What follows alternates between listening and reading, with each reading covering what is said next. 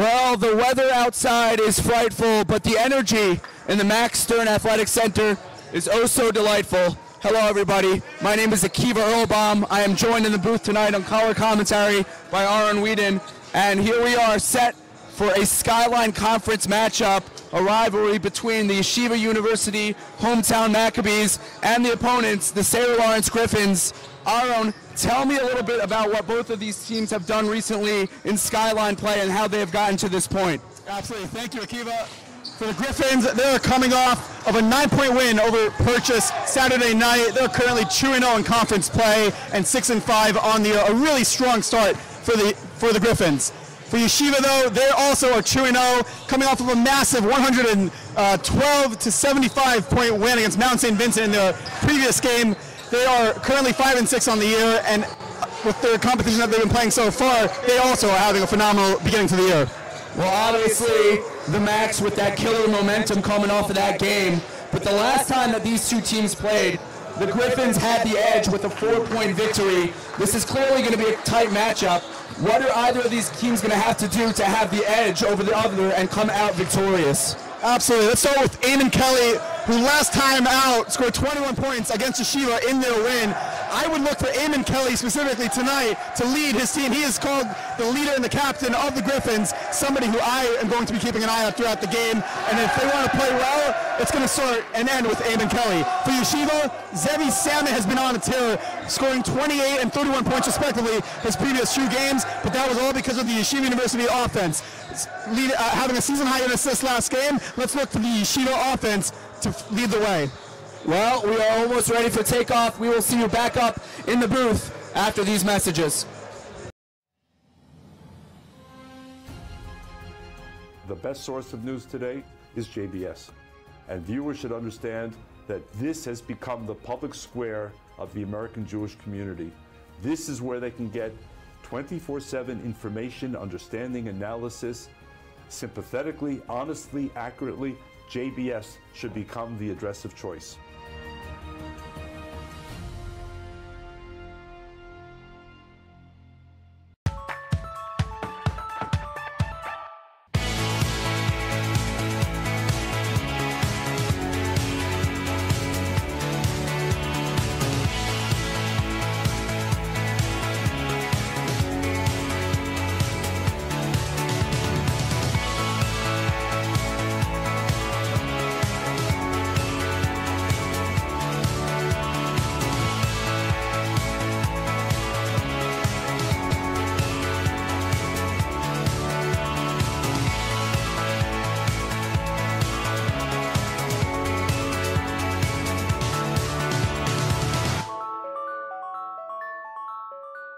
Girls, we ask everyone to please stand. Rabbi Forley will lead us in prayer this evening. Tonight marks the end of 460 days of consecutive captivity over 15 months. After the IDF found remains of one of the hostages this afternoon, there are still 99 held in the tunnels of Gaza. We pray for their speedy return home to the embrace of their families.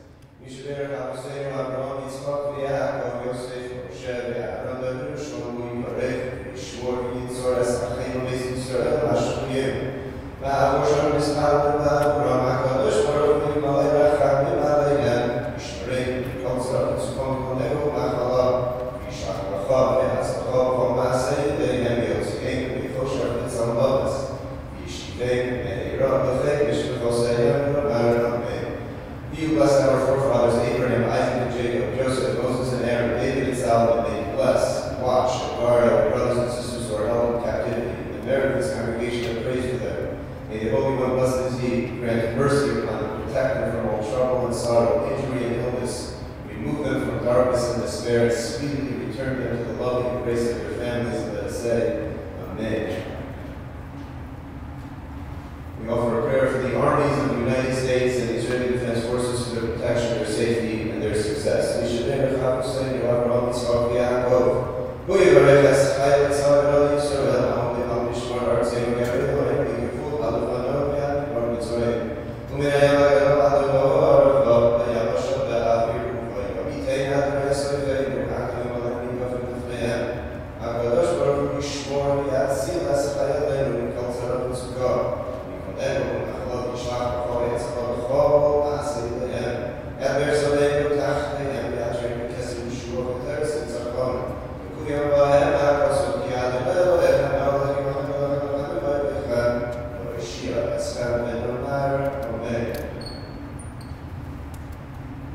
Please remain standing for the national anthem of the United States and Israel.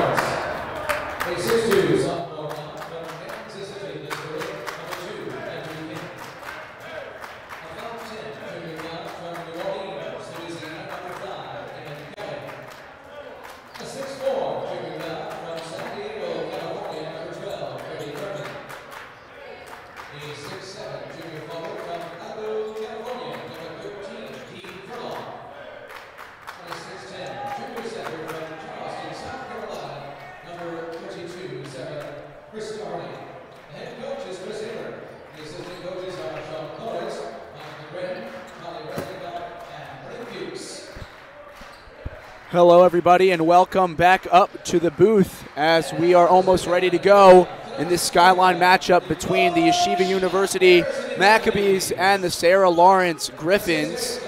Starting lineups for tonight's matchup for the Yeshiva University Maccabees.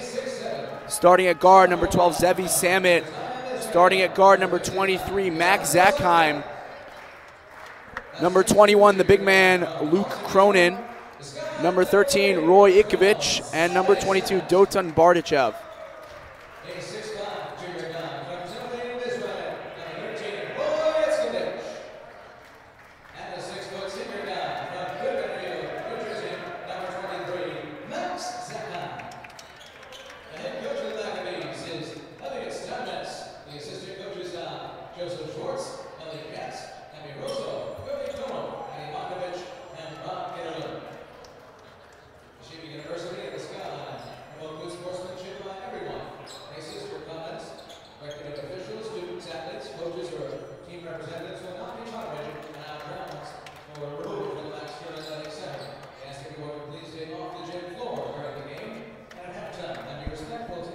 And we are almost ready for tip-off as we see the big man for Sarah Lawrence, Chris Doherty, against Luke Cronin. The ref is waiting on something, but we are almost ready to go. We got two towers facing off. YU hasn't had this kind of size in a while that they see with Luke Cronin, and YU will start with the possession. Cronin gets it over to Oselka, who's got Roy analyzing his options. Here's Zevi. YU being very patient to start this off. Every ball on the offense is seeing. And there is the first bucket of the game for YU. That's Luke Cronin with the soft touch inside. And YU strikes first. Andrew Kim gets it inside. Great pass, but he cannot finish. And Roy going the other way. And we are starting off hot. The YU Max come out to an early lead. And Zachheim picking up full court. Here's Braden Berman, the trusty guard, trying to get the Gryphons some points of their own. Mid-range shot, nobody home for Furlong, and the Max retain possession. Beautiful screen there by Chris Doherty, creating a shot there for his teammate. For Yeshiva right now, let's see if they can find some offense. When they pass the ball, that's when they find good shots. And that's a great interior pass by Cronin to the other big man, Yoav Oselka, who's going to go to the line 4-2. Yeah, you're seeing already the twin towers of Yoav Oselka and certainly of Luke Cronin going to work. Already with Yeshiva, Luke has 2, and Yoav's at the line. So Yoav backs rims it, and there will be no substitutions early. Yeah, quick start for Yeshiva is exactly what Coach Elliot Steinmetz wants to see. And Oselka misses the second, so YU not able to convert on that possession. Here's Kim, swings it over to the big man Doherty. Bowman moves very well with the basketball, and he puts that one up, bottoms, and Braden Berman puts the Gryphons on the board. It's a 1-point ball game. Yeah, beautiful shot there by Braden. He set his feet there, and that's a nice, easy shot for Braden. He's a good shooter. So we're seeing Cronin a lot at the top of the key, and he's a great passer and a great finisher as well, as he had that little hook shot to put the Max up 6-3. Yeah, it's a big man's game, and he's doing excellent down there. That's his shot. Here's Kim, almost loses Salmon on the crossover. He pulls up from 3, nothing but net, and he lets the crowd know about it. Andrew Kim, the guard, with a 3 of his own, and it is a tie ball game. Yeah, the pick set up that beautiful shot there for the Gryphons. Good offense there. Good early start for the Gryphons to stay in 6-6. Roy Itkovich, cross-court pat. Zachheim, a beautiful finish, very innovative and creative with those finishes when he gets to the basket.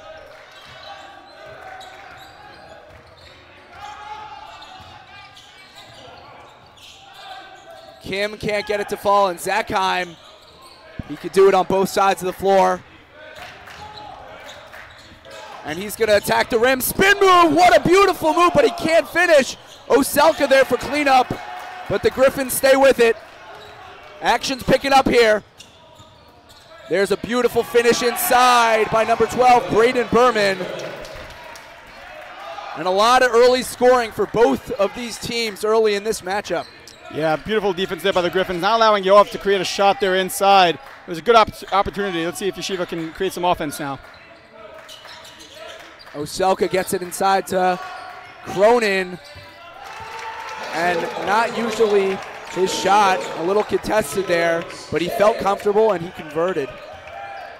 Yeah, that is not his game, but Luke is a good shooter on the season. He's shooting 47% from the field goal line, so it doesn't matter how it goes in. Great pass inside Doherty. Thought he was going to dunk it there, but he puts in the simple 2. and the Gryphons have been very efficient with their interior passing thus far. Yeah, I would agree with that. Certainly a lot of the shots coming inside. We're not seeing too many threes right now for Yeshiva. For the Gryphons, they're finding shots all over. They've had a couple threes. Great pass inside by Cronin to Ikovic, and the big men are playing some two-ball. Talk to me a little bit about what you've seen from Cronin thus far, not necessarily as a scorer, but more as a facilitator. Yeah, he's facilitating very nicely. The ball's going to him, and you're seeing everyone else find a shot once he has the ball in his hands. Certainly that's something Yeshiva wants to continue. Here's Kim. Can't find any space, but there's a three ball. Barely touched the rim there. Kim wisely passes it out. And the Max looking to push. Roy again, pump fakes, doesn't bite. Cronin for three. That one is off the rim. And it was nearly saved by Dean Furlong, but he just could not retain it. And there's going to be a substitution here. Tom Beza coming into the game for the Max. Yeah, that was a great hustle there from Braden. He noticed that the ball was about to go out of bounds, dove head first to try to save it, and was unsuccessful in that attempt. And Lamar Fulmore coming in for the Gryphons. And Roy, beautiful footwork display, and he's got the two to put YU up 4.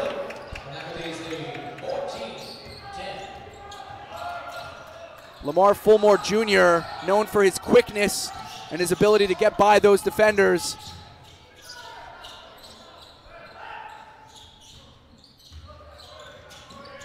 Pass inside there, YU not letting the Gryphons have any space to operate.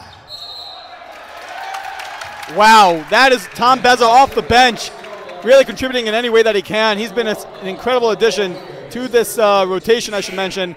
He spent 2 years on the bench and finally gets a chance to prove himself. And since he's had a chance to crack the rotation, he has made a name for himself.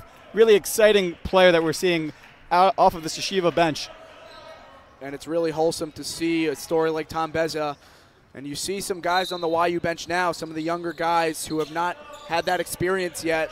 But their time will eventually come, and they have to be ready for the call. Yeah, Tom's one of those guys where he's in the gym every single day training, waiting for his name to be called. And when his name is called, he knows how to perform, and he is certainly doing that. Here's Cronin to Zackheim.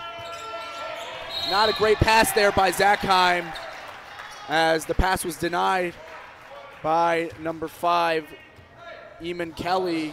Kelly hasn't really gotten going yet. What can Kelly do for this Gryphons offense? Yeah, well, they got to continue to pass the ball inside, similar to what we said with Yeshiva, getting it to the big man, Doherty, and then finding Eamon outside. That's been their recipe of success. They have yet to do it so far tonight, but in previous games, that's what we've seen the Gryphons do well. So there's Doherty with that big frame. Let's see if he can work. And way too hard there. That one missed by a mile. Gryphons getting back on defense.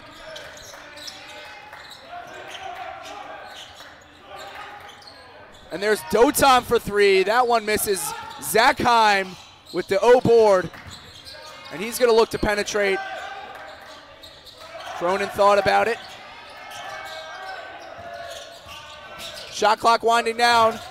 Not enough there. Cronin with the offensive board, and YU is everywhere on the offensive glass, and they will be rewarded under the basket. Yeah, we spoke about that a little bit before the game, how offensive rebounds is a big contributor to YU's wins recently. And for Yeshiva to continue their prowess on the offensive rebounds, it's going to have a lot to do with Yoav Oselka and certainly with Luke Cronin as well. Luke already on the night has 2 offensive rebounds. Good impressive start in the first few minutes of the game. There's Jonathan Levy checking into the game for the Max, hailing from Florida. And he's been a surprise for the Max this season. He's really been able to make an impact and make his name known.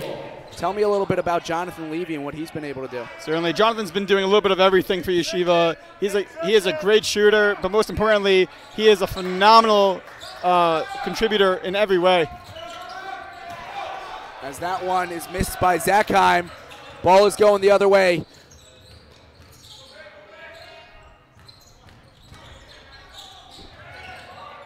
Berman with the pretty shot. And this is a 2-point ball game.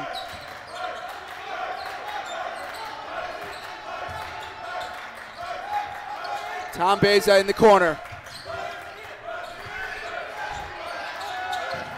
Dangerous pass inside. But Zakon retains it but couldn't get the floater to fall. And Beza comes flying over out of nowhere like a cornerback. Nearly came up with the steal. And checking into the game, we have Asher Falk and Zevi Samit, the sharpshooter. Yeah, it's very nice to see Asher Falk, another recent addition to this Yeshiva team, getting some real-time minutes here against a good conference team. Excited to see him take a real stand tonight. Good defense. Falk already making a positive play for the MAC as he tipped that ball on the drive.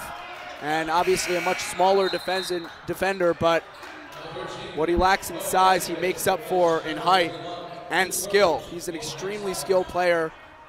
You always see his pre-game routine, various dribble drills, and here is Dotan Bardichev taking it up the court, looking to set up the offense for the Macs. Yeah, Dotan recently had an injury with his ankle, and since then has really trained himself to get back into this lineup fully healthy, and it's nice to see him back. And it looks like Jonathan Levy is complaining his hand was held, but the ball went out of bounds, and it will be Sarah Lawrence basketball. Yeah, Jonathan certainly was held there. That's why he had zero control over that ball. Surprised the refs didn't see that one, but sometimes you can't make every call.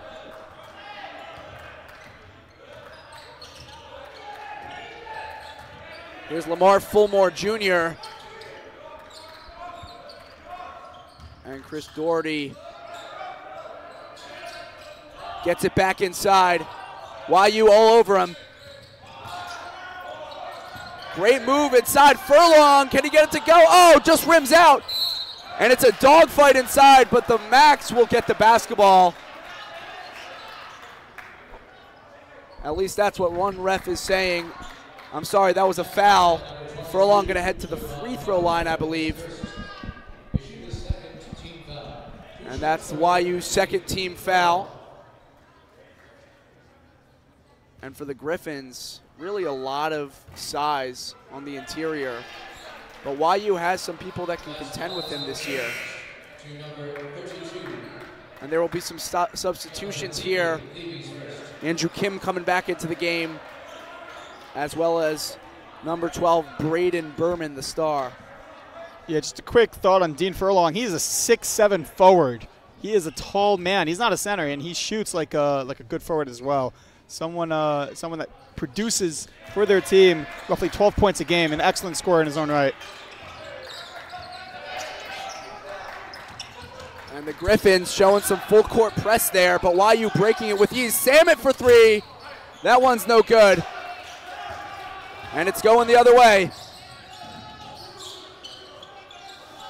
There's the guard, Kim. Samit right up in his grill. Kim, patient. There's the shot inside, and it is missed. Jonathan Levy, Roy with the left, no good. An excellent defense on the fast break by the Gryphons there to stop the YU possession. Yeah, Yeshiva had a 2-on-1 fast break opportunity, and the Gryphons were really able to hold them. Very impressive defense. Wow. Great anticipation there by Dotan Bardichev to strip that ball, and there will be two substitutions for the Macs. Oselka and Zakheim checking in.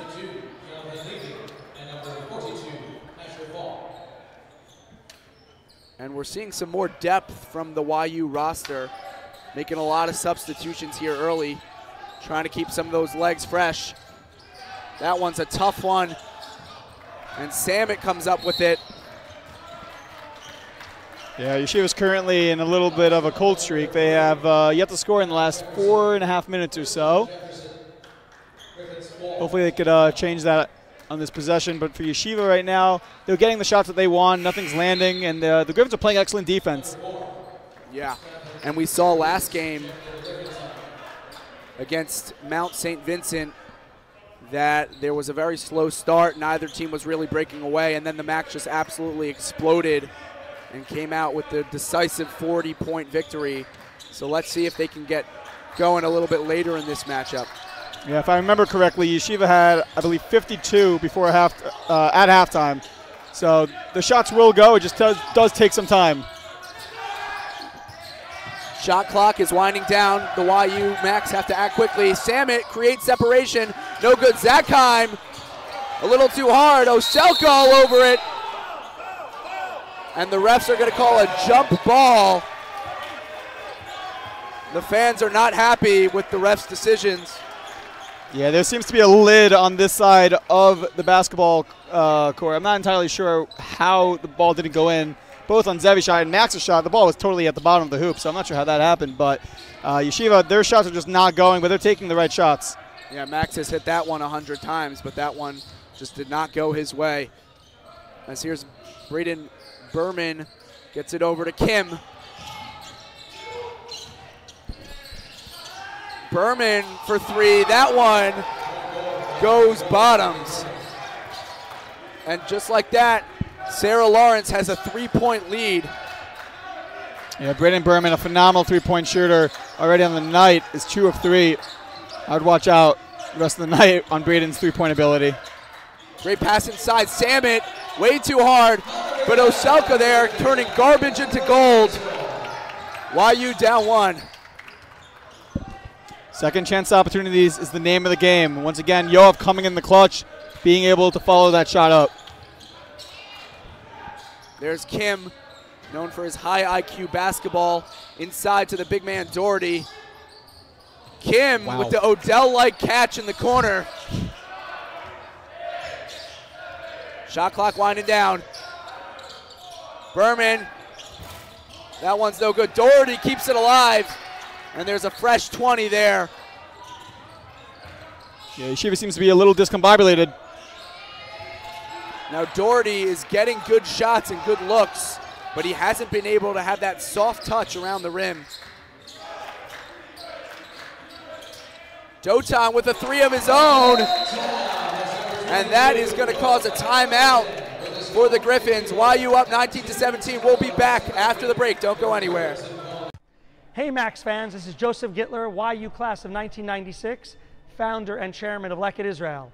The skies are reopening, so come and volunteer with us in Israel as soon as you make it here.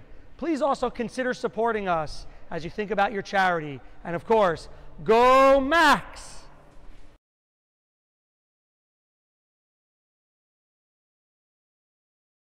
Well, the Yeshiva basketball team is doing very, very well now, and JBS is broadcasting the game. My take on that is the fact that the Yeshiva team is doing well. It's so great that JBS is doing this. Sadly, Mark, who did the first time we broadcasted a game, when they first made the tournament, he was the MC. He was the anchor man from JBS. So, you know, so much of what Mark wanted to do, we're going to try to do as best we can with our limited abilities to fulfill, you know, so many of his dreams.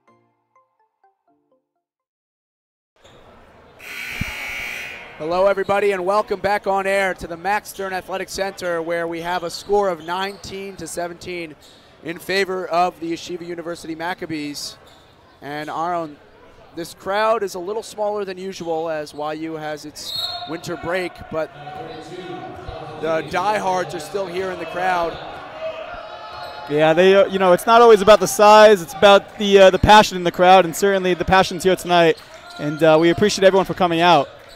Not an easy night to come out. It's winter break. Might be on, you know, might be about to start vacation and coming back from vacation, wherever it may be, wherever you are. And we appreciate everyone for being here or for tuning in.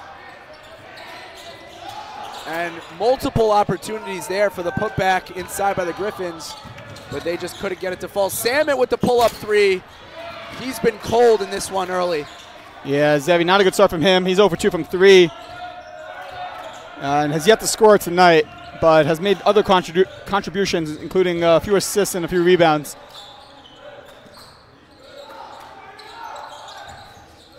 There's Eamon Kelly, gets it into Doherty. They've been working through him a lot. And that time, he finally translates. Doherty has been looking for that one all half long.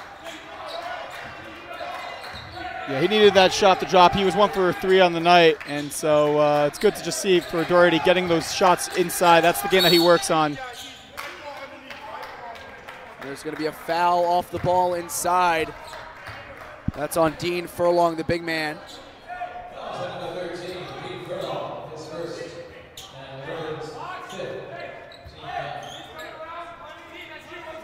And Roy Ikovich set to inbound the ball.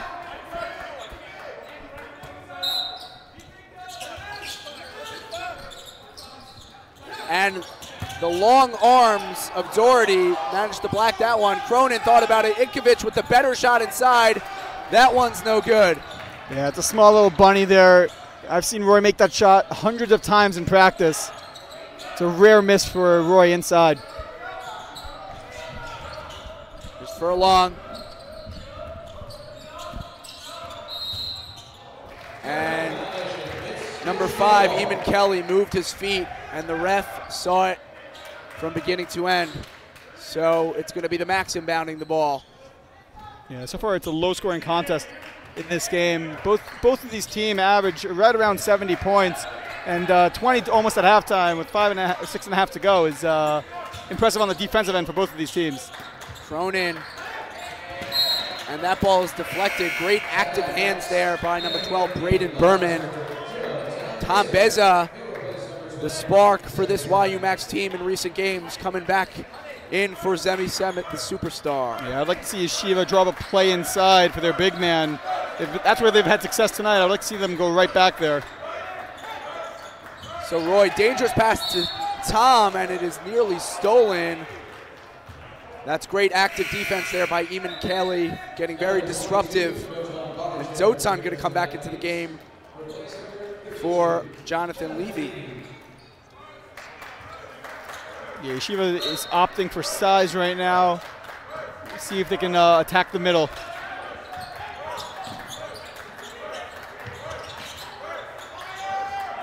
Dotan not seeing any openings.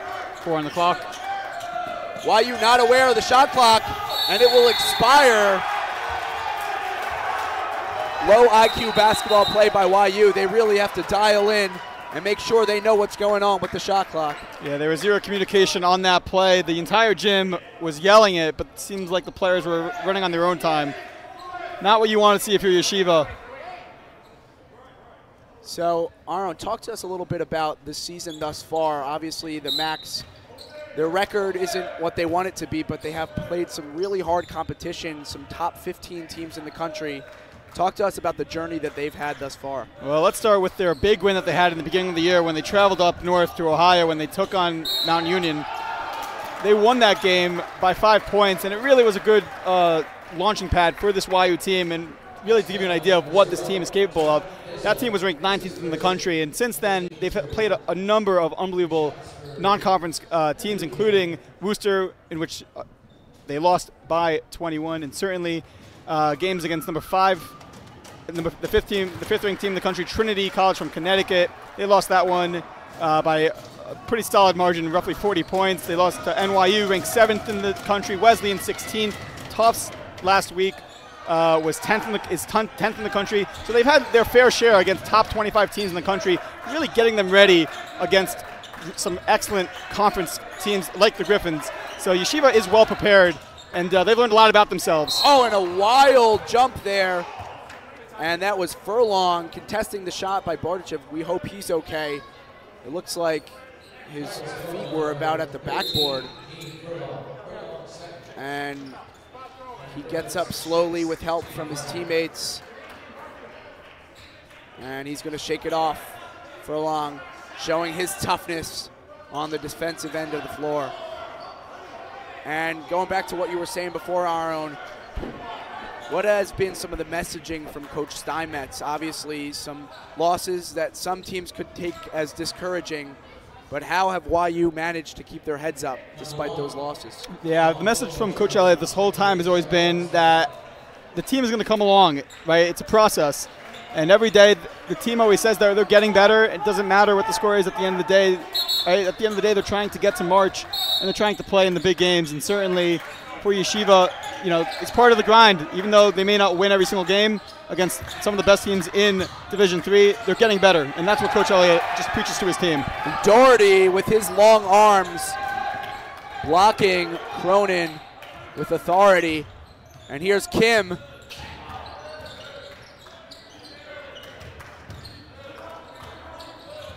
Kim inside, and that was a very well drawn up play by the Gryphons to go up 3.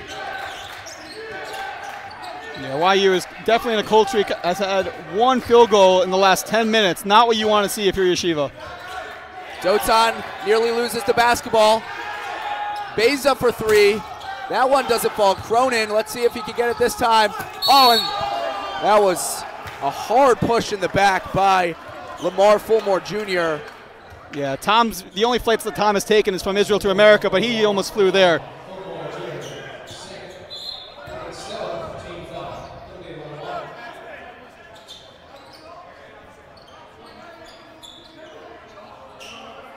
And the refs are going to say that it's a 1-1. The Gryphons have gotten into some foul trouble in this first half, sending the Max to the line.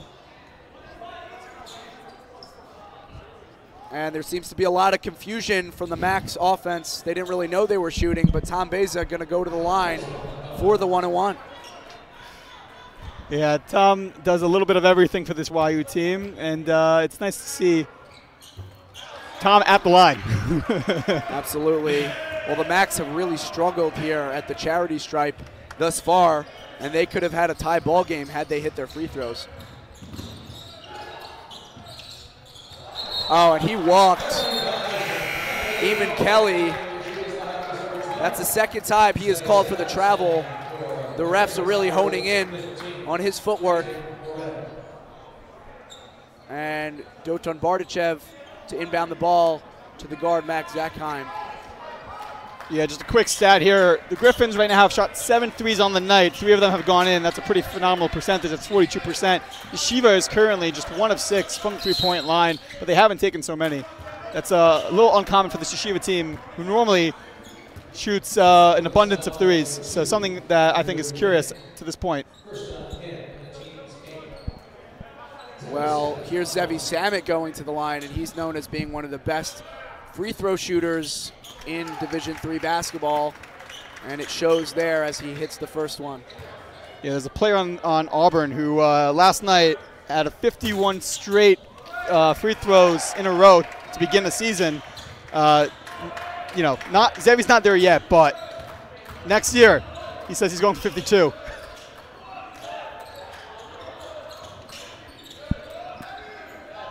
Here's Kim, pulls up for that midi, and he's so comfortable in that mid-range. Really allows him to separate himself from other guards.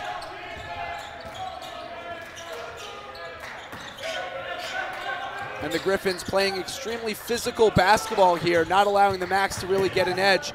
Zakheim with the very tough finish with the left hand on the right-hand side. And it looks like Coach Steinmetz is going to call a timeout with 3:45 left in this half. We're going to send it to commercial break. We'll be back after this. JBS, the Jewish Broadcasting Service, with a marvelous array of programming for anyone interested in Jewish life and the State of Israel.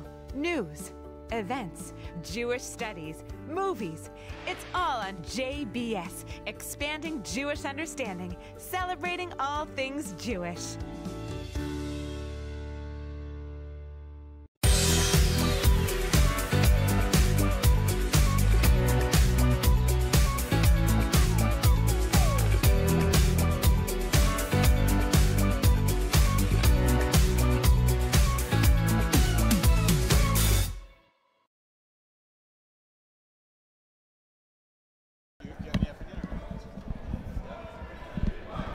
And welcome back to the MSAC, as it is a one-point ball game here. Sarah Lawrence, the opposing team, coming in and taking the lead in this first half. Neither team has really been able to get going and see a fluid offense thus far.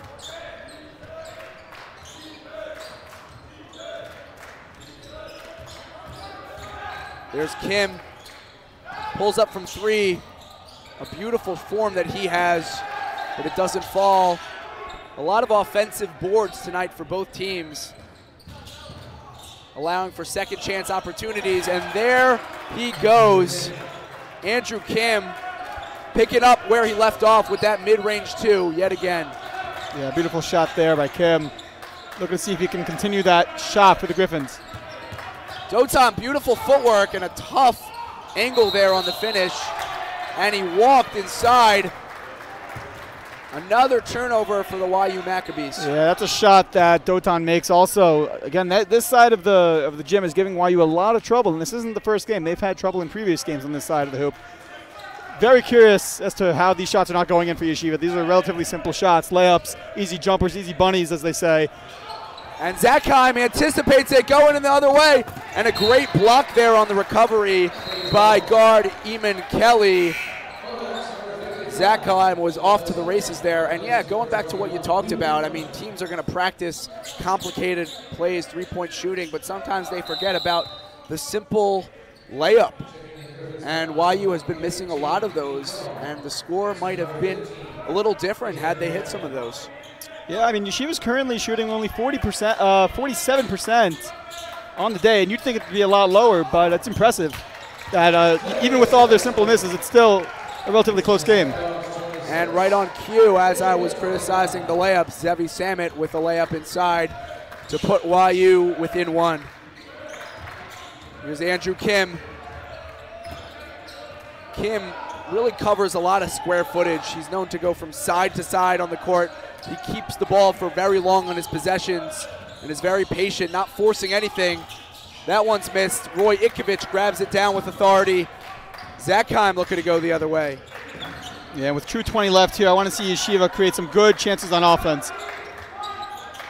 Dotan Bardachev in the high post setting a screen for Zakheim, but Roy has the ball. Gets bumped. Dotan, that's Oselka. Let's see what he could do. That one is way off by the Macs. And they continue to struggle here late in this first half. Yeah, that was a discombobulated shot there by Yoav. Didn't really seem like he knew what he was doing there. Just sort of drove and put the ball up. Not a good offensive possession for Yeshiva. Zakheim fighting for the ball. And they struggle on offense, but they're really showing some fight on the defensive end. Great anticipation there by Max Zakheim. Yeah, that's probably the story of the first half of both sides. Defensively, both sides are playing at a premium defensively, and offense is coming at a premium, I should say. It's a defensive game right now, and for either of these teams, all it takes is one run, and you're up big time. It's hard to find points tonight. So there's Dotan Bardachev still kind of dealing with that nagging injury in the knee. And Zakheim wide open, and it's good from Max Zakheim. Finally, the Max offense getting something going, taking this lead, hopefully looking to create some momentum going into the half.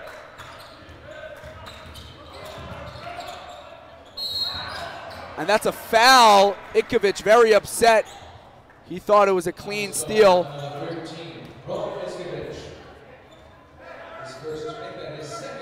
And Jonathan Levy going to come in to the game for Roy. Yeah, interesting point. For Yeshiva, their leading scorer is Max with 7 points. Usually at this point in the game, we'd already see double digits from one of their players, and for the Gryphons, Kim is leading the way with 10. So interesting low-scoring game. Samit nearly comes up with the steal. The refs are talking about it, and it's going to be Max basketball. So great defensive stop there by the Yeshiva University Maccabees. Yeah, that's good teamwork there from the referees. One was unsure with the call, and his friend, his teammate, as they say, came in to help him out. So a good team win for the refs there. And Zevi Samit, who exploded for 31 points against Mount St. Vincent, really hasn't found anything in this game outside of some interior layup. Jonathan Levy, that one misses. Yoav Oselka retains possession. Samit falls to the floor. Here's Sarah Lawrence going the other way. They're going to pull it out. A few seconds separating the clocks. Great rebound there. And Samit decides not to hold it and gets inside. YU going full steam ahead. And Zevi Samit going to head to the free throw line to shoot 2.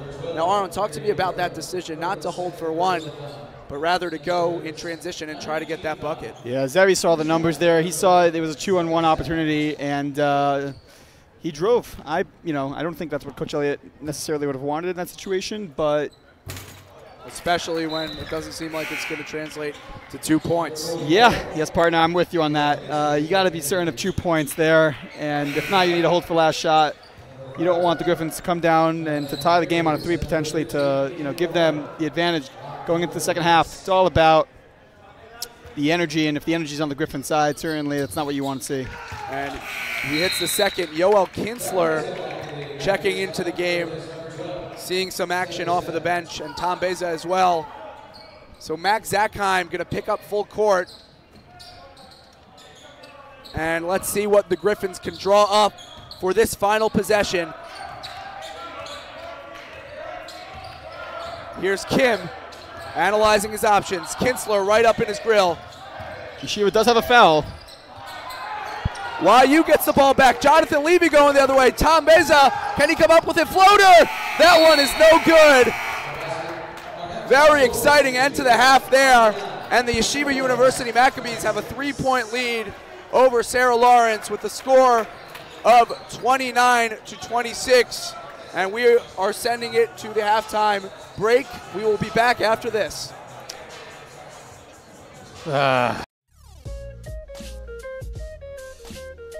One of the aspects of being president of Yeshiva University is that I get to attend many basketball games. We have a very popular basketball team. Do people know that? Very popular basketball team.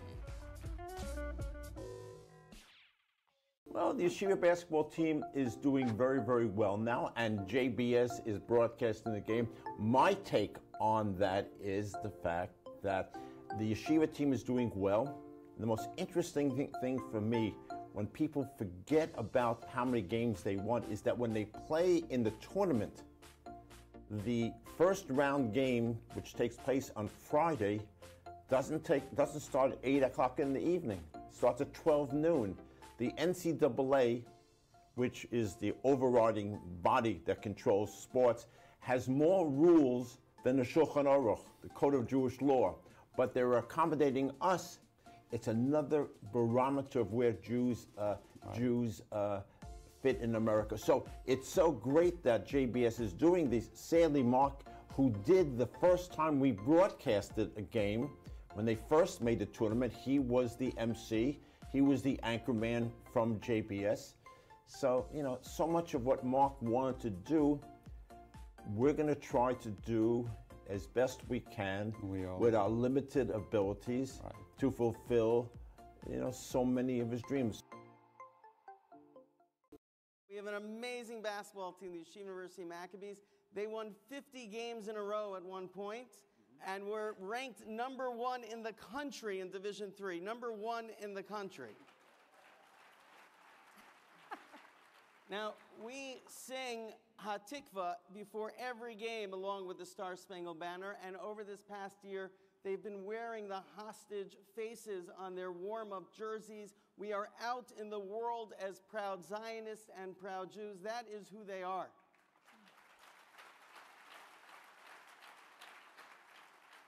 So there was one game that was deep in Pennsylvania, 4 hours away from New York, that took place on Erev Shabbat on Friday afternoon. And we thought that there wasn't going to be anybody in the arena that would be supporting our team. And we show up to the game, and the place is packed with our fans. And we asked them, "Where are you from?" And they said, "We're members of the local Reform Synagogue, and we're here to support our team, Yeshiva University." Wow. Pretty good. And that's when our players realized that we are not playing for a school. We're playing for a people. And that is the sense that I have felt across this country, across the world with the Jewish youth and our adults, across this amazing Am Yisrael, across this mishpacha, that we all feel that we're playing for something larger than ourselves. We're playing for our people. And we are not defined and being cornered by hate, but we are defined because we support each other with love, with a shared mission and a shared purpose. And that's been my experience that's been defining me.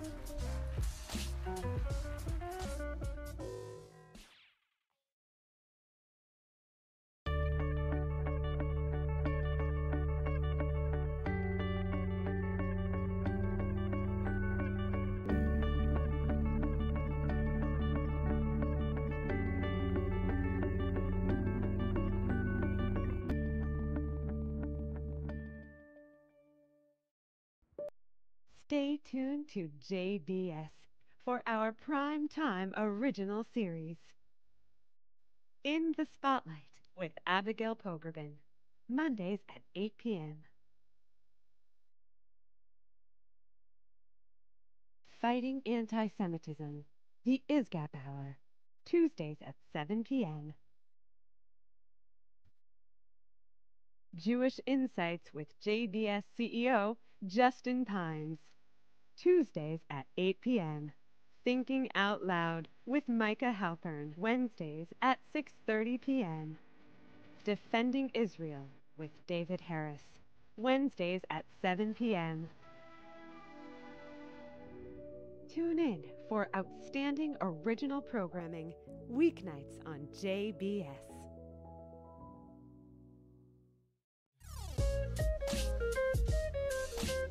You know, one of the aspects of being president of Yeshiva University is that I get to attend many basketball games. We have a very popular basketball team. Do people know that?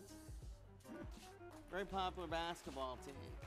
Like, I thought I was coming to Yeshiva University. It'd be great academics, they're professionals, they're business, they're rabbis, they're educators. But we have an amazing basketball team, the Yeshiva University Maccabees. They won 50 games in a row at one point, and we're ranked number 1 in the country in Division III. Number 1 in the country.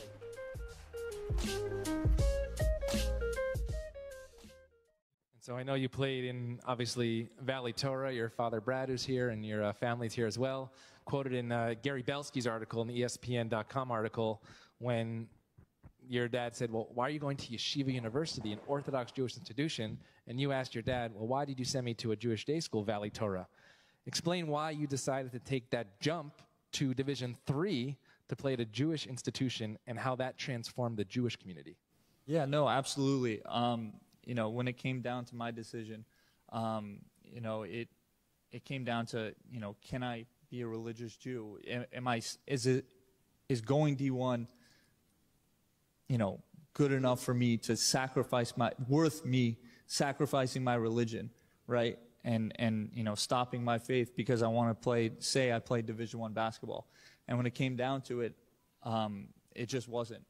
And, you know, I've seen people in the past that made that decision, you know, because of the clout of Division I basketball. And I wanted to be able to set the pathway for, you know, the Jewish kids and any kid, you know, watching, that it doesn't matter where you come from, you could succeed, and just stay true to who you are and stay true to what you believe, and you'll make it.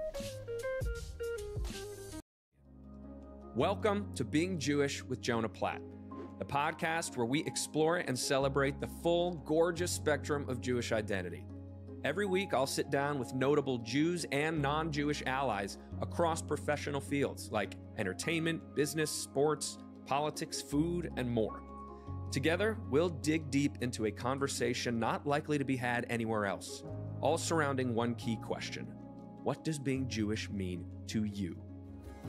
So please, join me on Being Jewish with Jonah Platt, a judgment-free space of nuance, warmth, and honesty, where we can exalt, examine, and share together in the stories that make us who we are.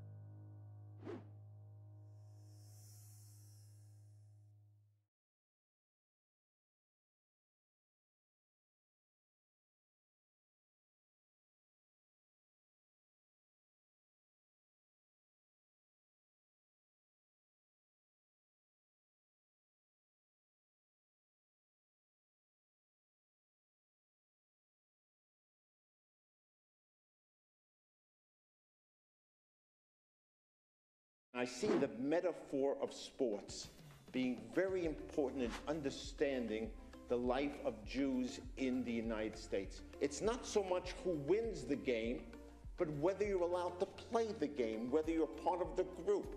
And Marty Glickman's story is a way of studying the question of, do Jews fit in through the metaphor of sports?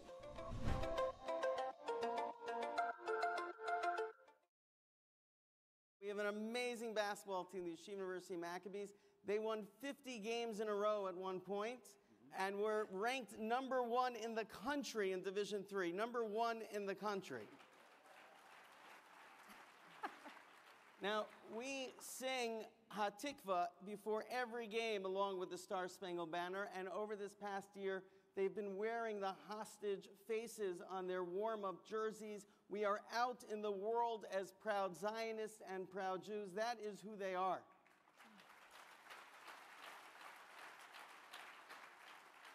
So there was one game that was deep in Pennsylvania, 4 hours away from New York, that took place on Erev Shabbat on Friday afternoon. And we thought that there wasn't going to be anybody in the arena that would be supporting our team. And we show up to the game, and the place is packed with our fans. And we asked them, where are you from? And they said, we're members of the local Reform Synagogue, and we're here to support our team, Yeshiva University. Wow.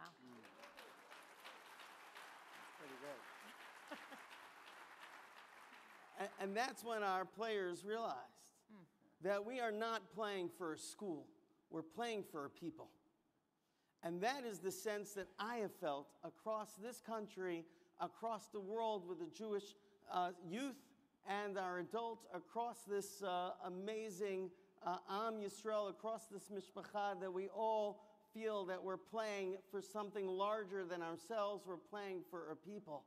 And we are not defined and being cornered by hate, but we are defined because we support each other with love, with a shared mission and a shared purpose. And that's been my experience that's been defining.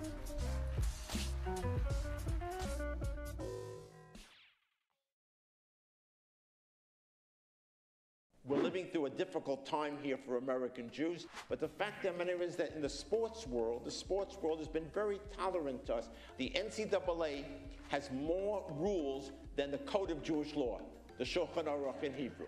And yet within the thousands of rules, they say that if a team can't play because of religious reasons, we'll defer the game. This is not just a sports.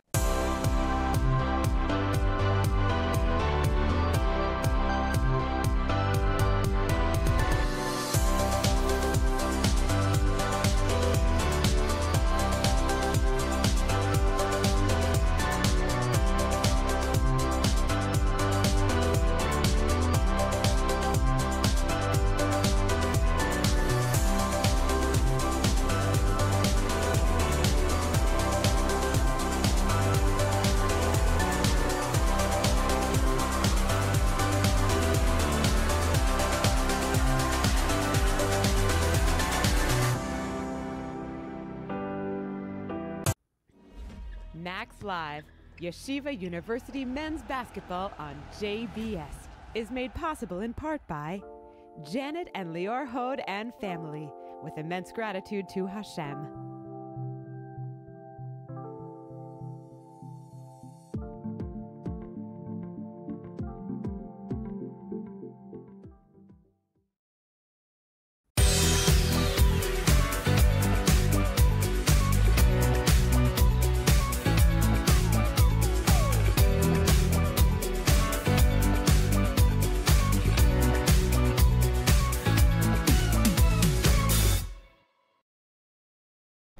Hey Max fans, this is Joseph Gittler, YU class of 1996, founder and chairman of Leket Israel.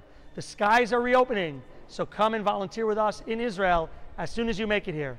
Please also consider supporting us as you think about your charity. And of course, go Max!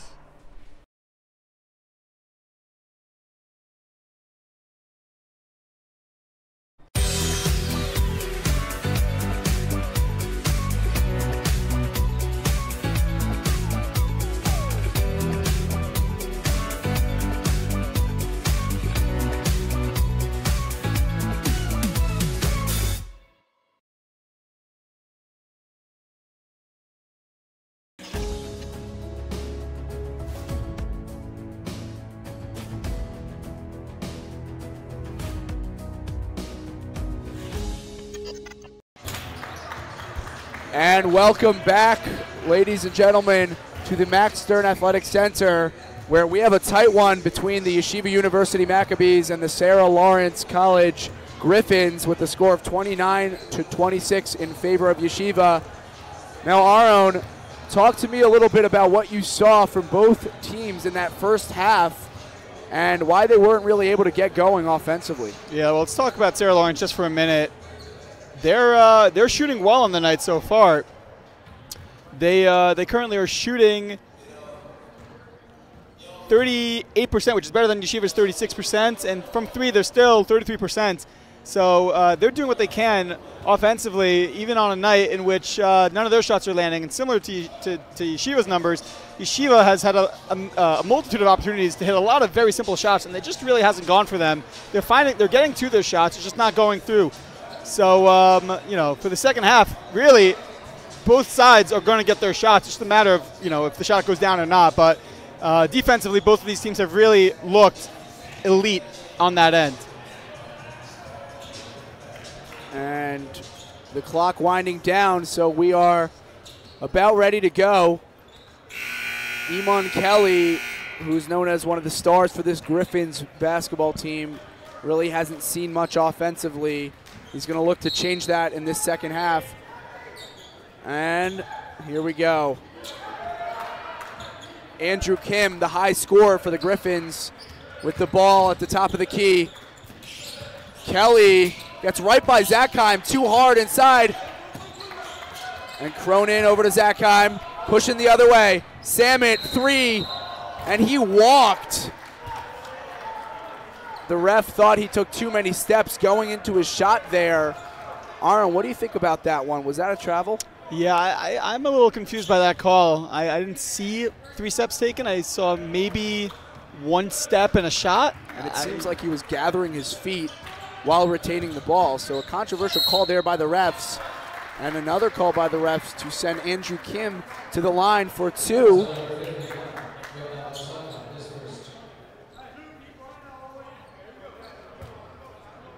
Yeah, so far an interesting stat to call out has been the Yeshiva offensive rebounds.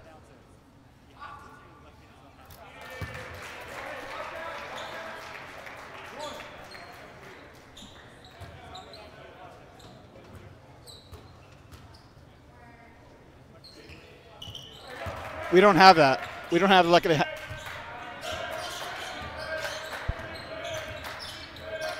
And here's Cronin with the ball at the top of the key where we saw him for a lot of that first half. So comfortable facilitating out of that spot. Yoav Oselka left wide open. Gets it to Samit.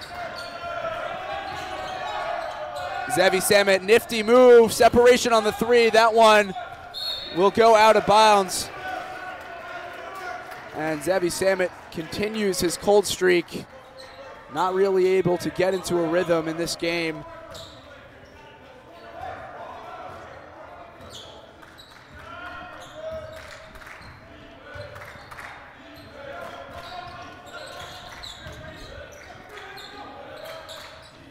Here's Furlong, gets it over to Doherty, back to Kim. Little 3-man weave action for the Gryphons. Furlong looked like he traveled there, and Samit got pushed in the back. That was a missed call by the referees. Seems like they're not calling that one both ways. Doherty inside, seems like an easy 2 for him. And that was a missed call by the refs for sure. The Max cannot be happy about that one. Yeah, there was a very blatant push in the back there. Zevi is not one to flop, and I'm a little confused how the refs missed that. And there's Roy Ikovich, and the ball hits the 6th defender up top that the Max Stern Athletic Center is infamously known for. And the cold streak continues beyond the arc for the Max. Andrew Kim looking to set up the offense for the Gryphons.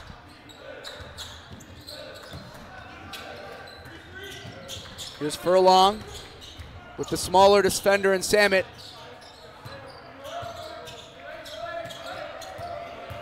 Furlong goes inside, fade away shot, and he gets that to fall with the strong clap afterwards. And thank you to JBS, the Jewish Broadcasting Service, for broadcasting tonight's game nationally. JBS is dedicated to strengthening Jewish identity and education through their 24/7 programming. JBS is an incredible platform for sharing these games, and we are so grateful for the support of the Hode family in making this season's television broadcast possible. Stay tuned as we bring the max energy to your screens coast to coast. Yeah, and again another missed call, this time in Yeshiva's favor. Definitely not a foul there, but they were able to take advantage. Zevi Samet finishes with the left hand.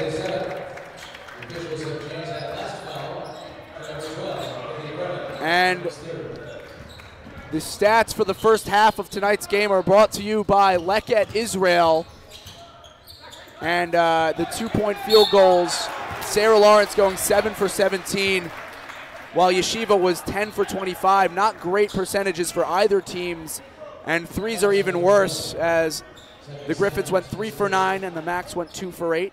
A lot of rebounds this game, 22 for the Macs and 18 for the Gryphons, and assists were 8 for the Macs and 6 for the Gryphons.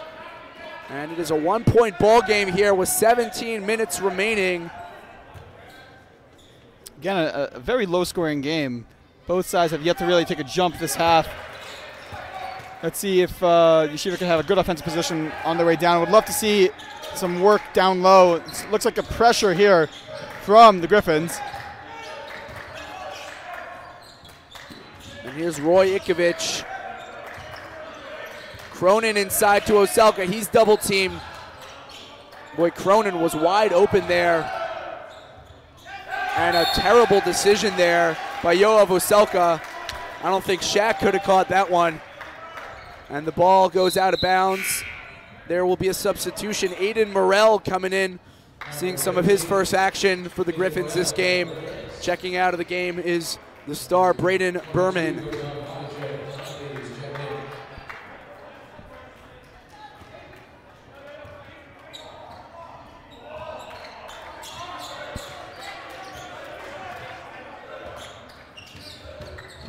Andrew Kim, behind the back move, goes to Furlong inside. Beautiful pass to Doherty. What a dime inside by Furlong with the court vision. Yeah, beautiful no-look pass there. Was able to trick the defender and was able to get a wide open bucket down low. Roy over to Dotan. Roy's inside, looking to create some space. He's swarmed. Great pass to Cronin. Cronin wanted the foul. The crowd letting the refs hear about it, but the ball is going the other way.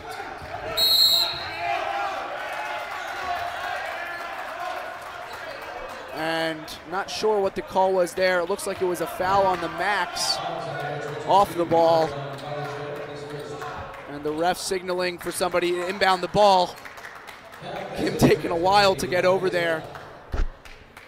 And let's see what the Gryphons can draw up to try to get a bucket on this possession.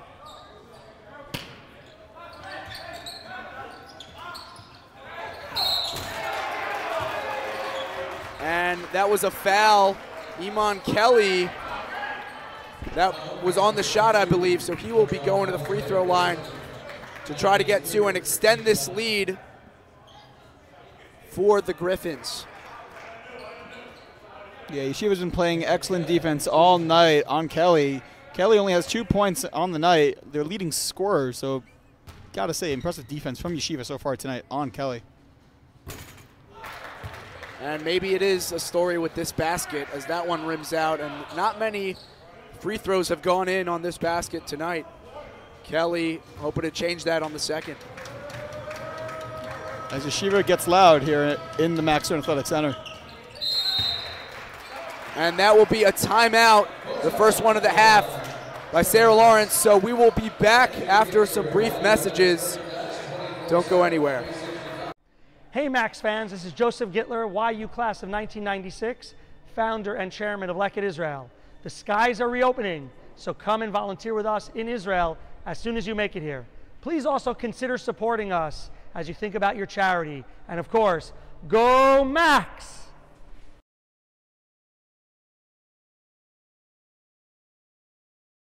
We're living through a difficult time here for American Jews, but the fact of the matter is that in the sports world has been very tolerant to us. The NCAA has more rules than the Code of Jewish Law, the Shulchan Aruch in Hebrew. And yet within the thousands of rules, they say that if a team can't play because of religious reasons, we'll defer the game. This is not just a sports story. This is a way of seeing American Jewish history. Welcome back as we have a score of 36-31. Surprisingly, one of the biggest leads of the game for either team here, and that just shows how tight it has been thus far as Jonathan Levy checks into the game, as well as Tom Beza. Let's see if their high-energy style of play can spark a run for the Macs here. Yeah, good call there, partner. This is the largest lead of the game for either side.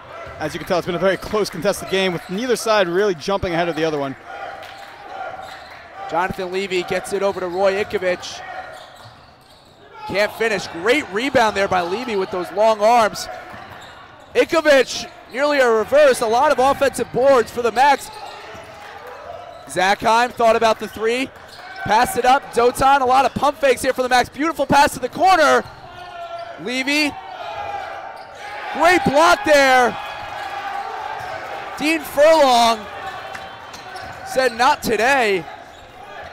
And YU almost had a couple of opportunities there to put the ball in the hoop, but the Gryphons staying with it on defense. There's a three. No good. Great rebound inside. And action is really picking up here. Both teams showing a lot of fight. Kim inside.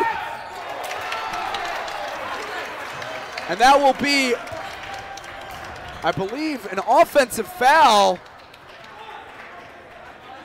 And the ball will go the other way. I didn't have a chance to see who that was on. Yeah, that was on Kim. Kim drove there, and Max took the offensive foul there in order to send it the other way. Really impressive defense on both sides. The hustle that the Gryphons are showing is no joke. They are hustling for second and third chance opportunities and really giving themselves the best chance to score every single time down. So Sarah Lawrence picking up the Macs full court here, looking to put on some pressure. Roy, again, hasn't been so sharp inside today. There's the shot by Eamon Kelly, and he gets that one to go. Sarah Lawrence extending its lead. YU has to be very careful here and keep this one within range. Yeah, Yeshiva is not looking good offensively. They missed another wide open look there. Levy was wide open down low, but they didn't find him. Max Zakheim with the pretty two. And Coach Steinmetz needs to talk something over with his team right now. And we will be back with you after a short commercial break.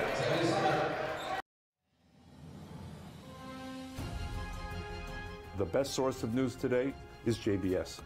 And viewers should understand that this has become the public square of the American Jewish community. This is where they can get 24/7 information, understanding, analysis, sympathetically, honestly, accurately. JBS should become the address of choice.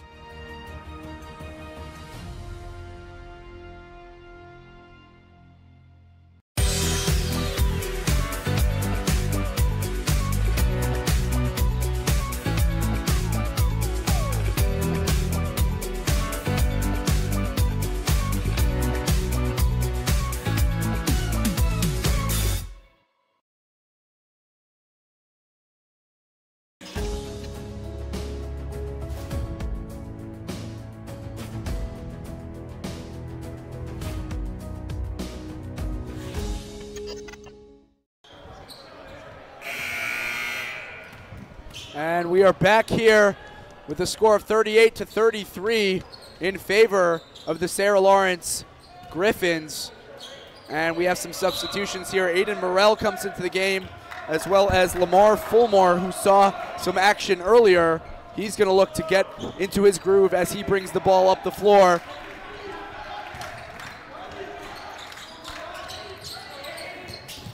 And that three is good. Aiden Morrell extending this lead for the Gryphons. And the crowd starts to come alive. And this one will be a foul on the side. So Eitan Morel hasn't really done much offensively, hasn't seen so many minutes so far, but getting some immediate offense there for the Gryphons as they want to go on a run here and put this one out of range. Roy Ikovich getting to the basket. There's a steal. Kelly going the other way. Yeah, the momentum has totally swung in favor of the Gryphons. Zackheim, and he is the fastest player on the court. If you want to keep up with him, you might have to do some foul play as they did there. So Max Zackheim. Yeah, I had the discussion earlier this week with Zevi about who he thinks the fastest player is on the team. He said, Aaron, it's not even close. Max is by far the fastest. And you can see it every time down the court. Dotan Bardachev, a little bit of hesitation there. And that one misses. Kelly going the other way. Braden Berman. And that was an illegal screen. John Carews just giving Samet a little bit too much body there. And YU catching a break.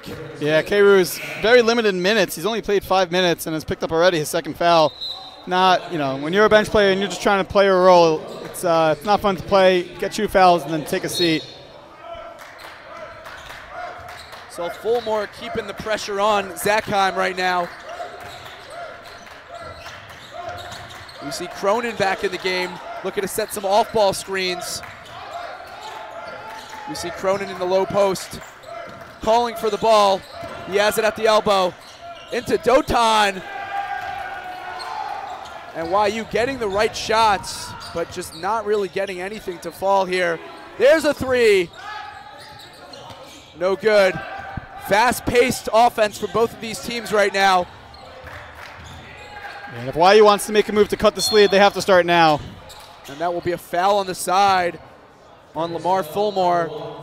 So, Aaron, talk to me a little bit about how both of these teams need someone to step up right now, and how YU has really done that in the past and how they haven't really been able to do that so far in this game. Certainly. In the last number of games, you've always seen somebody on YU step up. Right? They've been averaging roughly 70 points a game, and right now they're only at 33, about half of what they normally get. And for the last number of games, it's been Zevi, who has yet to really get started tonight, really just shooting 2 of 8 field goal-wise on the night, not what you want to see from your top scorer, who's averaging 18 points a game. So something that Yeshiva needs to do is they need somebody to step up, and they need somebody quickly, as the Gryphons are really finding their stride. Fulmore with the Rajon Rondo type of footwork. That one toilets out.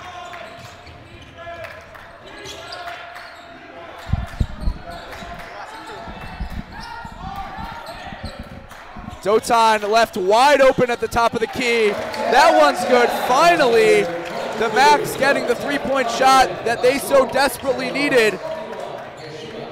And they're going to try to climb their way back into this ball game.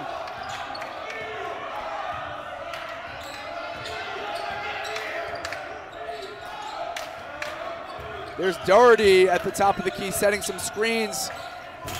That one off the front rim, but followed up. Braden Berman, beautiful finish inside.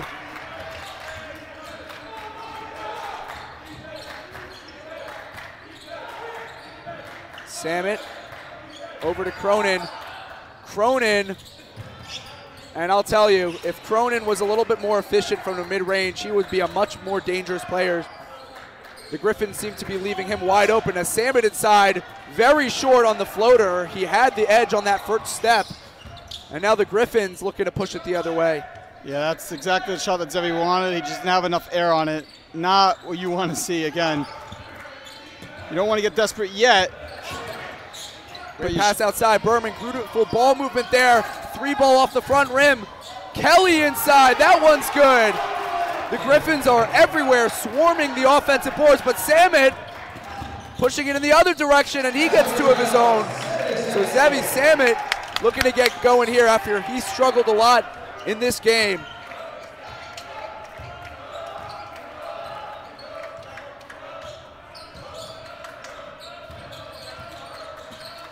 Here's Iman Kelly.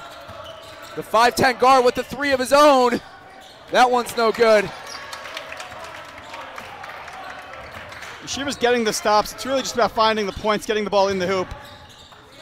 Zakheim short there, very frustrated with himself after that finish. And a wild pass to Fulmore, who's going to look to penetrate. Great hands on the defensive end. Doherty, pump fake, and he's going to go to the line. Luke Belmar cannot stay on the ground. Luke Cronin. Yeah, but good defense there from Luke, just keeping his hands up. He did catch him on the way down. But excellent chance there from the Gryphons just to create some points for themselves, as they are also having trouble finding the bottom of the rim. I think it's the hoop. I really do. Let's blame it on the hoop. It takes all the pressure off of everybody else. Exactly. And that one is good for the big man. He's a good shooter at his size. So really a jack of all trades. Hasn't been so dominant tonight, but has still kept his foot in the door. And the Macs have to pay close attention to him because he could get hot at any point. And that one just out. So Zakheim pushing the other way. YU has had some of those big plays in transition, but not really able to go on a run at any point and gain that momentum that they've been coveting. Roy Ikovich, nothing doing. Yeah, just one of those nights for Yeshiva where no shot seems to be falling no matter who takes it, no matter where it is. You don't want to panic yet, but when you're not scoring and there's 9 minutes left in the game and you're down by 8, not a good situation for Yeshiva. So Andrew Kim, the floor general, back in the game, guarded closely by Asher Falk, trying to earn some minutes for himself. We saw him have that big block inside earlier. And the Gryphons will retain possession of the basketball. Yeah, beautiful defense there by Asher Falk, making his name present in this game. And that's a three as the shot clock was winding down. Kim drains it. And we have a double-digit lead here for the Gryphons. They might start to pull away with this one if the Macs don't get a run right now. They need an easy 2 points right here. They got to find the wide open man. And that one is going the other way. It looks like the Macs extended their arm, and that's going to be an offensive foul. Yoav Uselka, who's been out for a decent portion of this second half, is checking back into the game. And Jonathan Levy comes in as well. Really an uncharacteristic showing from Yeshiva tonight. Really shooting poorly from the field. 16 of 51. That's a 31% on the night. Not what you want to see. Andrew Kim again, the sharpshooter, gets it to go. Holds up the bow and arrow as a celebration, and Andrew Kim has come alive from beyond the arc tonight. Yeah, we said it was going to take one player for one of the sides to really get going. And there he is again on the steal, going on the other direction with the left hand blocked by Zakheim. Andrew Kim holding his leg. He seems to be injured. The ref's not calling for a stoppage. And Andrew Kim with a scary fall there as Max Zakheim went for the contest, and the medical staff is seeing Kim, and we hope he's okay. Our thoughts and prayers are with Andrew Kim right now, who has been a massive component of this Gryphons offense, hitting 2 big threes on the recent plays. Yeah, we've been saying it all night. We're waiting for a player to really show up for either side, and Andrew Kim in the last few possessions has really made a name for himself in this game. He's the leading scorer with 18 points, shooting 3 of 4 from deep. An excellent ball player, and we really hope he's okay. We'd love to see him back on the court. As we have a timeout on the floor to address Andrew's injury. Well, it seemed like the momentum was certainly starting to shift towards Sarah Lawrence, but this stoppage will allow for the Macs to gather themselves and get some time to talk things over. And it looks like Kim is okay. He's a warrior, and he is going to go to the bench as Lamar Fulmore, the guard, will take his place. Yeah, and it looks like Yeshiva is in the bonus, so they are going to get that 1-and-1. The Gryphons had to foul there with their player injured as he's currently warming up on the side. Really looks pretty athletic. Looks like he'll be back in the game in a minute. He's already jumping for joy, so Kim's tough. We're not worried about him too much. The adrenaline kicks in after you make a couple threes. That's right. And how about that anticipation? That pass was a little too close for comfort for the Max, and Kim was right on it. Yeah, and here comes the pressure from YU. They're going to really have to try to get some extra possessions here down the stretch to make it close, down 12 with 8 to go. And YU, not the biggest crowd that they've ever seen because of the break, so they don't have all that much momentum here from the crowd, so they got to make up for it in other ways. Meanwhile, Iman Kelly with the dagger 3, and that one has to hurt if you're the Max. Iman Kelly, often known for his offense and his shooting, and I think they might have called that one a foul. I wonder if the shot counts, if they called a foul there. No, they didn't call a foul, but Kelly was like calling for a replay there. He wanted the foul. He thought that he was hit going up, but Samet's going to have it, running the other way, guarded closely by Fulmore. Roy Ikovich with the ball at the top of the key. Oselka over to Zachheim. Zachheim, crossover. Great patience there defensively by the Gryphons. Samet loses it off of his foot. Sloppy play on the turnover by Zevi Samet, and the bench of Sarah Lawrence is really coming alive. And they're looking to close this one out. Hopefully catch a Skyline W here. Yeah, sloppy play here from Yeshiva. Not what you want to see if you're a Yeshiva fan. Zevi has yet to get going, as we've been saying all night. Only has 9 points on the night. Max has 11. Shooting 3 of 10. Max is 4 of 10. Field goal wise, it's not a pretty night for Yeshiva's offense. Defensively, they've been playing fine though, but if the offense isn't there, it's hard to watch. And shout out. Oh, there's a steal. I'll hold the shout out for a second. Roy Ikovich going, and there's 2. YU has one final chance to make a run here. Down 13. Fulmore going the other way. Can't finish with the left, but he gets called for the foul. Jonathan Levy couldn't get his feet set there. And Fulmore is slow to get up. And as I was going to say before, we are undermanned tonight. The camera crew and some of the Max Live crew in general, but shout out to Avi Siklik on camera, brother of Max star Ezra Siklik. Thank you for stepping up to the plate. And thank you, Max Live crew, for all that you do, even during this YU break. As Fulmore, that one's no good on the unlucky rim of the night. I also wanted to give a shout out and a welcome to my co-host, Akiva Earlbaum, on his recent engagement. Mazel tov, Akiva. We just wanted to give that public shout out for all those who know Akiva. It's well deserved. Big fan over here. Thank you, Aaron. Very sweet of you to say. Pleasure. I'm pretty sure that my Kala Orly is watching at home. Not much of a basketball fan in general, but she'll tune in for the Max, and I guess for me. And Samet lights it up from 3. Enough about me. Zevi Samet finally gets going. Is it too little, too late? 7 minutes to go. Yeshiva down 11. Here we go. And that's plenty of clock. Here, Fulmore. No good on the finish. Samet off to the races. Can he finish himself? Beautiful finish inside for Zevi Samet. The crowd erupts. Full court press from the Max.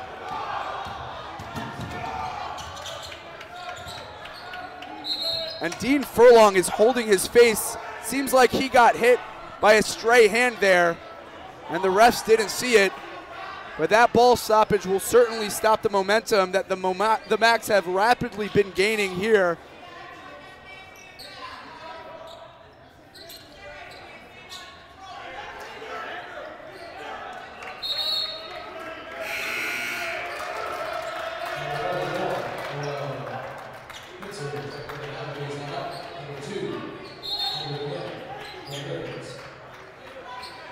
So the ball belongs to the Gryphons. Andrew Kim, the triumphant return for him after that scary fall that we saw just a few minutes ago.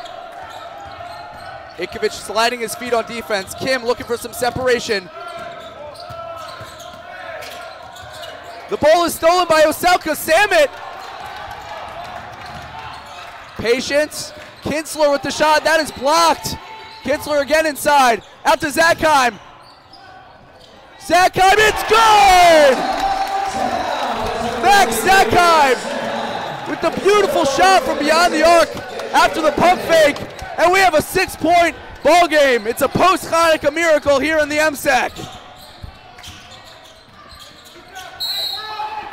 And that was a hold inside. I believe that was Joel Kinsler and Dean Furlong, who got poked in the eye a little bit earlier on. Looks to be doing a little bit better. And I think that'll be a 1-and-1. He wasn't going up. So if you're YU, you got to be aware of that.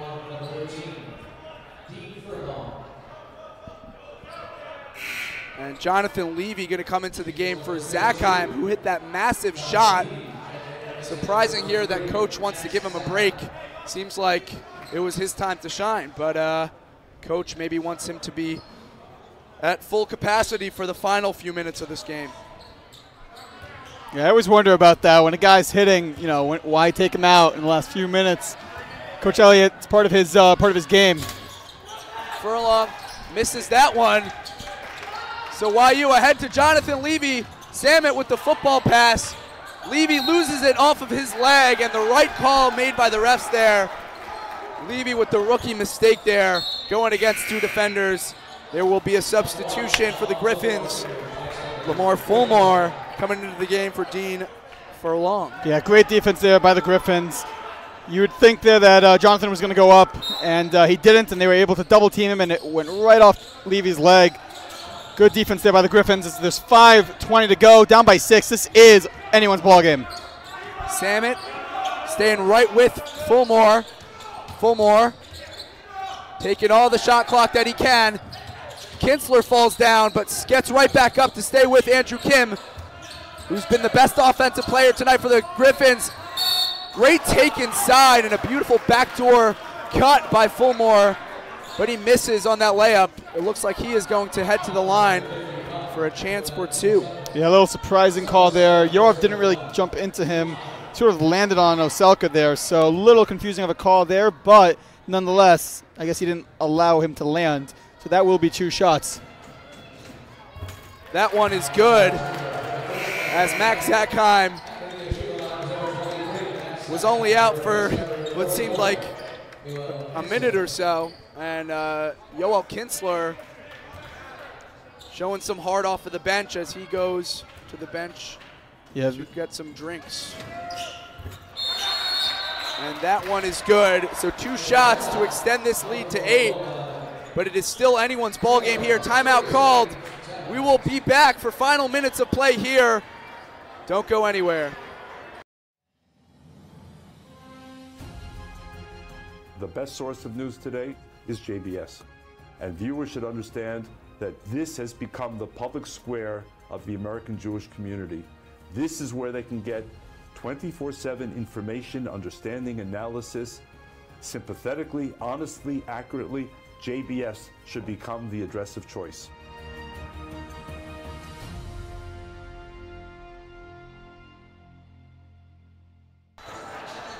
Folks, welcome back. And this game has gotten rather close. 8-point ball game here with about 5 minutes remaining.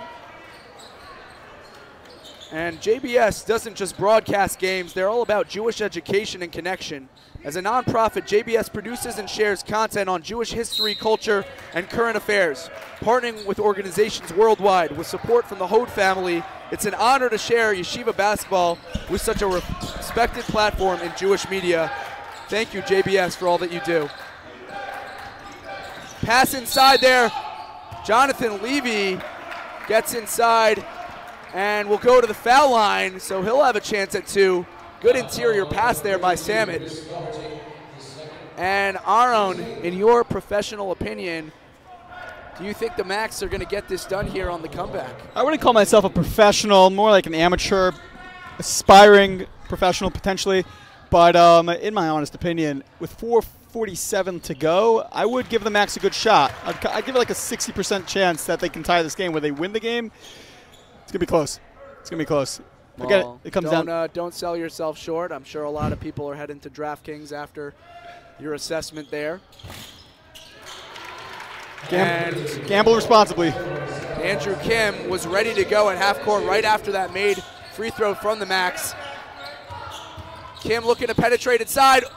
Smothered by Oselka. Great defensive stop as there was a backdoor cutter.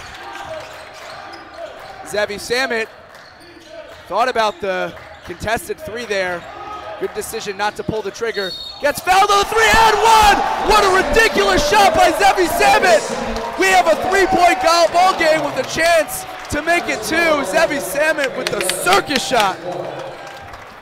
Heck of a shot there from Zevi. Unbelievable. If you check out the replay, gets hit, bumped, throws it, and nails it. A beautiful shot there from Zevi.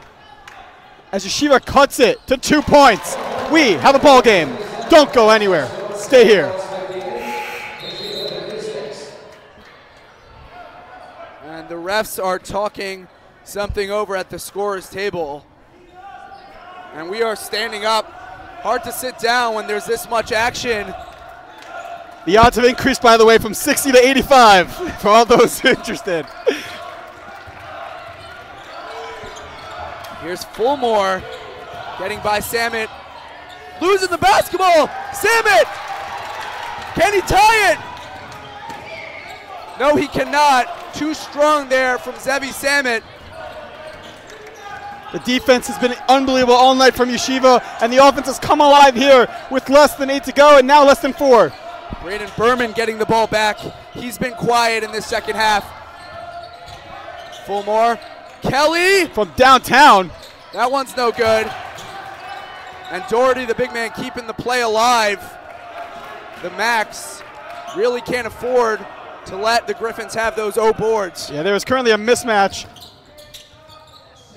And a wild shot there, taken by Zakheim. Samit gets it over to Jonathan Levy. Oselka being very patient with the basketball. YU setting up an offense. Samit 3! And it's going that way. It looks like it was an off-ball foul on the rebound by Yoav Oselka. So Samit nearly had the 3-point shot to go ahead here. The crowd would have exploded on that one. Yeah, it was a good call there by the ref. Yoav definitely pushed. So that will create true shots for the big man. See if he can take advantage, but that was the right shot for Yeshiva. I just don't know if Zevi wanted to take that. Immediately would have waited a second, but when it's Zevi Salmon, anything can happen. Doherty, he hits that one, makes it a 3-point ball game. No substitutions here for the Max. They like this roster. And Jonathan Levy seeing some very important minutes here. We've seen him on both sides of the floor be a contributor tonight in more minor ways, but Oselka pulls down the board. And the Max are gonna want to get the ball to Samit. Looks like he can get going here. He's hit some promising shots here. Oselka inside to Samit. Operating out of the corner. Max Zakheim. Samit 3. That one's good! Zevi Samit ties the ball game. Timeout called. And we are going to stay on air as YU finally ties it. They've been looking for it all night. Wow, what a sequence of events there. Unbelievable. We've been saying all night we're waiting for that offense, right? They had roughly 34 points, right? Half of what they normally have. And now they're tied at 59 with 2:52. An unbelievable showing from Yeshiva.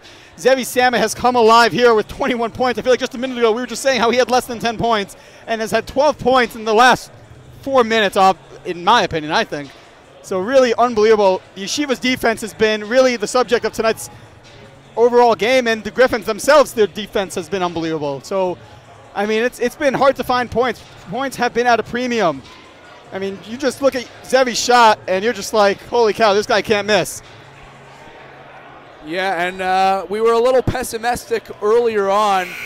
We were wondering who's going to step up. There's usually someone who takes charge, who takes the lead. And like he does, and like he has many times in the past, Zevi Samit really rising to the occasion, hitting some major shots for the Max to tie this one up. Yeah, tell your friends to come on if they saw that it was a blowout earlier. With I wouldn't call 12 points a blowout, but if they weren't on earlier, tell them to tune in. We have 2:52 left here in the YU basketball game. Zevi Samit leading the way for Yeshiva. And it seems like YU is picking up full court. Max Zakai, a fierce defender. And Andrew Kim is pushing off with that offhand. The ref's not really calling it.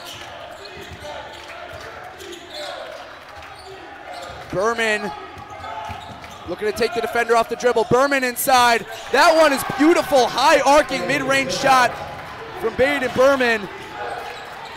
The Gryphons go up 2. Oselka inside. Great finish inside on the left-hand side. That was a very tough possession for the Max, but they tied it up, and we are approaching 2 minutes here left in this contest. Beautiful layup there by Yoav. He's been working on that all offseason, and it came into fruition here in the final minutes. Andrew Kim misses it. Furlong keeps it alive. Berman for 3, and he gets fouled.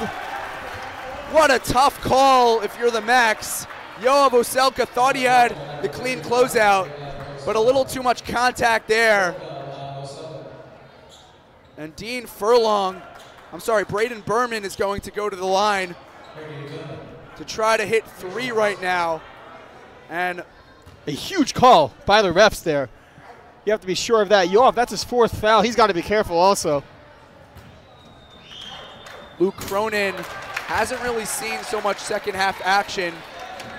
They've been playing more fast pace, and he's obviously more of a traditional big man, but he's going to check into this game.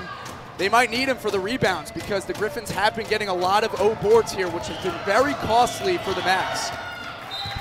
And you're starting to hear a little of the Max Stern Athletic Center coming alive, right? We said it's winter break, but right now it's hard to tell. You know, the energy is palpable in here.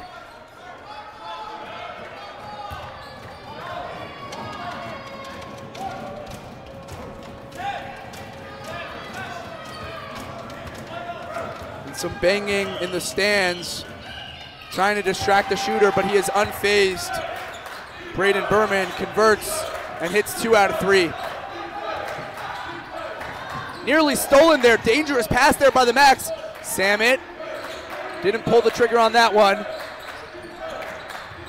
Cronin inside to Roy. Samit wide open for the 3. Pump fake. Oh, we thought that one might have gone for a second. That was a perfectly executed play by the Mex to get Samit open, but he cannot convert. And that would have given the Max the lead.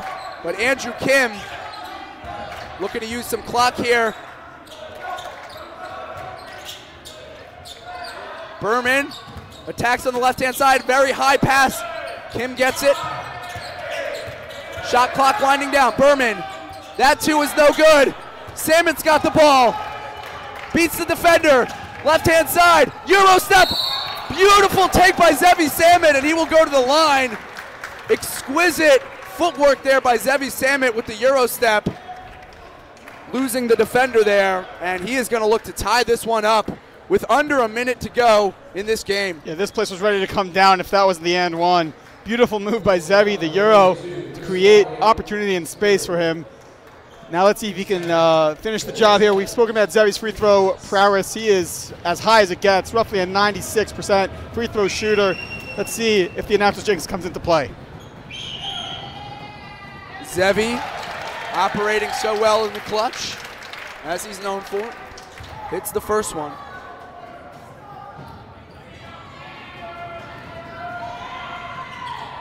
Zevi, good on the second. Timeout, Max. Obviously not going to commercial break right now. The action is too hot. Now our own, we're really coming in for the landing here. What are both teams going to want to do down the stretch to come out victorious? Well, Yeshiva's been in this situation before. They played a game earlier this year against I believe, was it St. Joseph's from Connecticut, in which they lost that game. They were up at half big time, so ended up losing that. So I'm sure that experience against a good non-conference team is going to help them. For Yeshiva, if you want to talk about, how to win this game, it starts and ends with Zevi Sammet. Right, Zevi's been helping them get back into this game. He currently has 23 points after having 9 points just a minute ago, feels like. And for the Gryphons, they have to ride Kim. Kim has been a hot hand all night. He's 3 of 4 from deep. He has been the leading star and the leading shooter for this Gryphons team. Those are the players to watch out. Really an incredible ball game defensively and offensively in the second half for both of these teams. So Braden Berman going to inbound the ball, but the Macs are swarming the Gryphon guards. And let's see what the Gryphons have drawn up to break this full court press.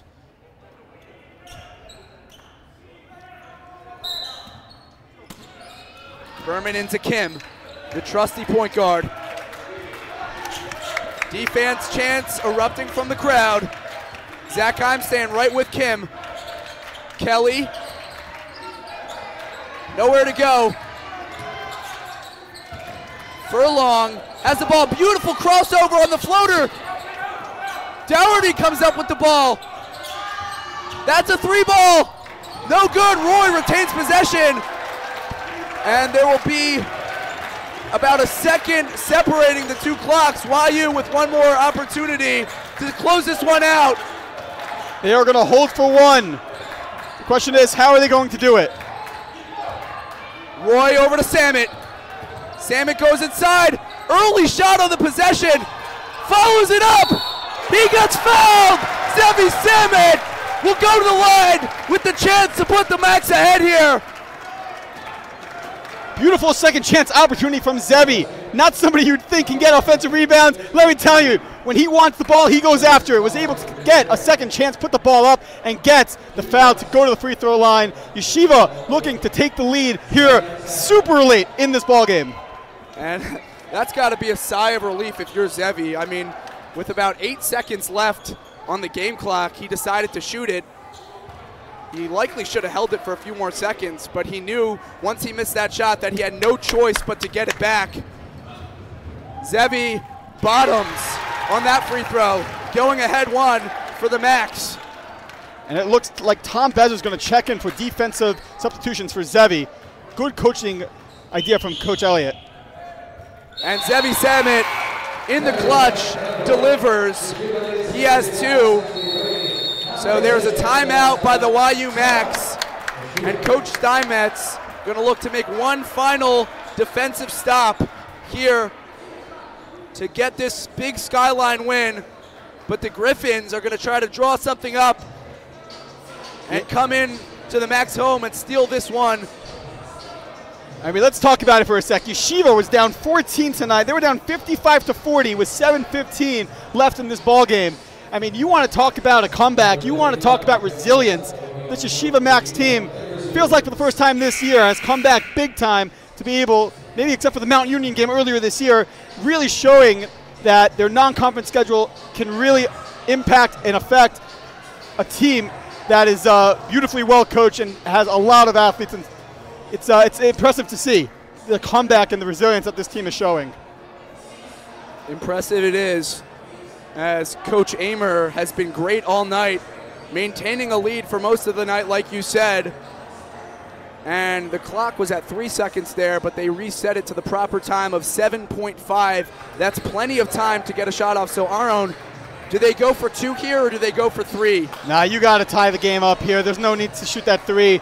They are a good shooting 3 team, but they're even a better field goal team. They can drive. They have a lot of big men. You want to create chances for yourself. They have to go to the length of the court right here. You have plenty of time in order to get a shot off. Let's see what they do. Ball is inbounded here. Berman gets the ball going over half court, nearly loses it. Timeout is called with 2.8 seconds left. Wow, unbelievable play defensively from Yeshiva. Just allowed them to waste clock. Good defense there by Tom just to pressure him. And coach for the Gryphons did not like the setup and allowed his team to get a timeout to reset himself and the team. Not a lot of time left, but enough time to set up a good play and a good shot. Here, maybe you go for a three now that you're on the opposite side of the court. Kiva, what are your thoughts? That's interesting that you say that. You're switching your tune a little bit. Now you're saying to go for three. Definitely the gutsier approach, but it is YU's home court. They will have some momentum going into overtime. Maybe you want to close this thing out for good. Make sure YU doesn't have a chance to beat you in OT. We'll see what Sarah Lawrence decides to do. Earlier tonight, you had the late Hanukkah miracle come into play. I didn't believe you. Right? I had my odds at 60% at even catching them. Now they have a lead.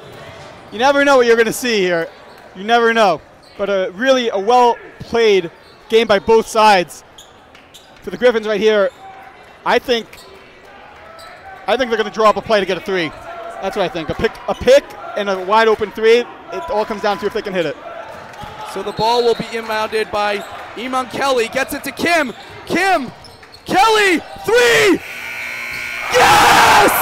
Iman Kelly. Unbelievable buzzer beater three to bury the Max. And the court is stormed by the Gryphons.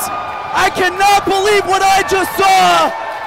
Unbelievable shot by Iman Kelly, who has been quiet all night long, but came up in the big time. What a call, partner. And what a game. The Gryphons created a shot for themselves. What, like, you're going to call that a half-court three heave.